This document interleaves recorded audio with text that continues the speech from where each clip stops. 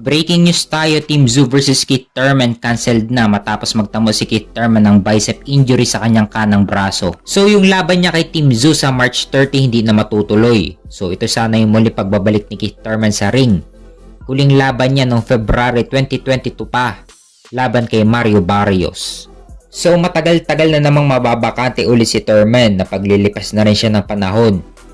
May edad 35 na si Thurman sa kasalukuyan. Sayang yung 2 taon na hindi siya napalaban.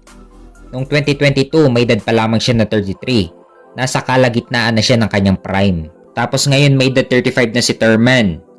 Tapos cancelled pa ang laban niya kay Team Zoo. So ano na kaya ang mangyayari sa boxing career ni Keith Thurman? Samantalang si Sebastian Fundora ang ipinalit kay Keith Thurman na kalaban ni Team Zoo sa March 30.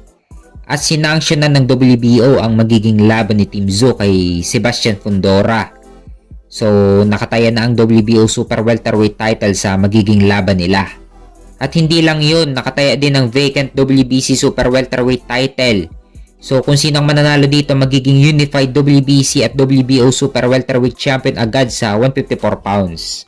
So itong si Sebastian Fundora ay may height na 6 foot 6 inches. So yung ganitong height masyadong malaki sa super welterweight division. Pang light heavyweight o heavyweight yung ganitong laki. Pero payat tignan itong si Fundora, pwede rin siyang madali ng body shot.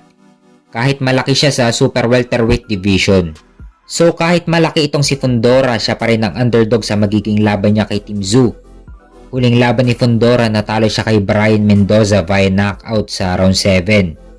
At tinalo naman ni Team Zoo si Brian Mendoza via unanimous decision. Magandang laban din ito sa March 30. Undercard naman ang laban ni Pitbull Isaac Cruz versus Rolly Romero.